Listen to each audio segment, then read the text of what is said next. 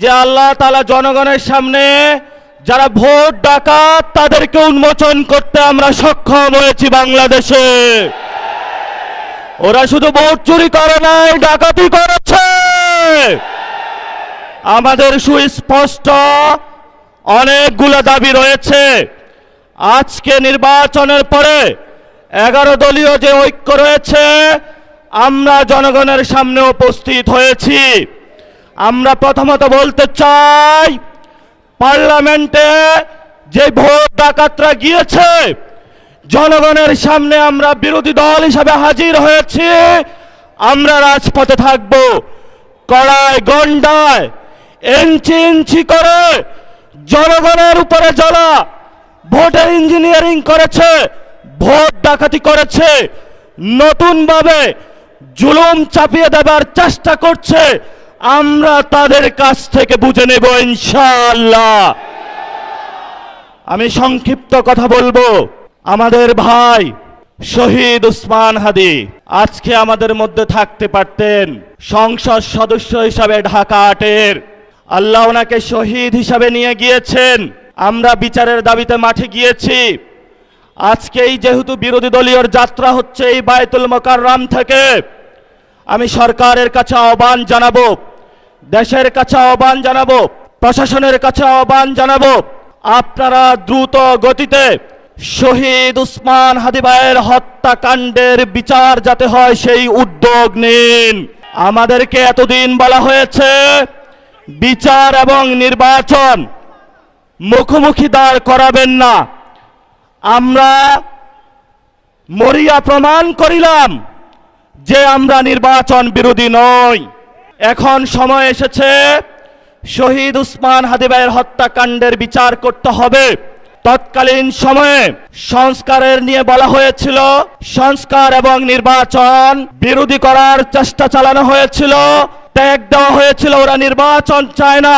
আমরা তোমাদের চোখে আঙ্গুল দিয়ে দেখিয়েছি আমরাই বাংলাদেশে গণতন্ত্র চাই, তোমরা চাও ভোট ডাকাতি করতে। এখন সময় এসেছে, কোনো 9-6 চলবে না।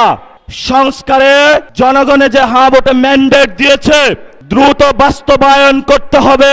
সাথে সাথে বাংলাদেশে সন্ত্রাস, চাঁদাবাজি, দখলদারিত্ব বন্ধ করার উদ্যোগ নিতে হবে। এবং নির্বাচনের আগে আমরা এই বায়তুল মোকাররমে দাঁড়িয়ে একটি প্রটেস্ট করেছিলাম।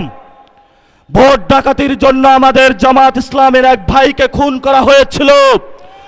আমরা বলেছিলাম আমরা আবার আসবো, দ্বিগুণ হয়ে আসবো, এসেছে দ্বিগুণ হয়ে।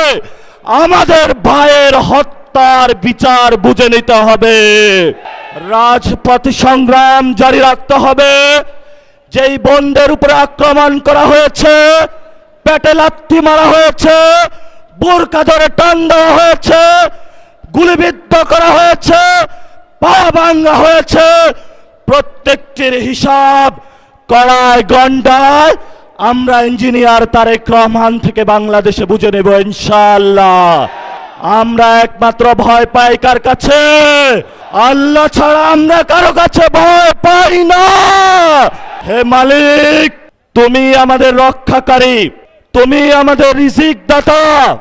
যারা এই বাংলাদেশে জনগণ 17 বছর অপেক্ষা করেছিল, আমাদের অধিকার ছিনিয়ে নিয়েছে, ডাকাতির মাধ্যমে ভাইদেরকে হত্যা করেছে। আরশের মালিক তোমার মালিকের বিচারে আমরা বিচার রেখে গেলাম। তুমি তাদের দৃষ্টান্তমূলক শাস্তি বাংলার মাটিতে জনগণের সামনে করবে। আমরা আজকে তোমার মসজিদের সামনে বিচার রেখে গেলাম। বাংলাদেশের মানুষ হতাশ হবেন না। লা তাহজান ইন্নাল্লাহা মানা, আল্লাহ আমাদের সাথে আছেন, শক্তিমান, ভয় নাই, জয় করব আমরা ইনশাআল্লাহ। দ্বিগুণ হয়ে পার্লামেন্টে যাব।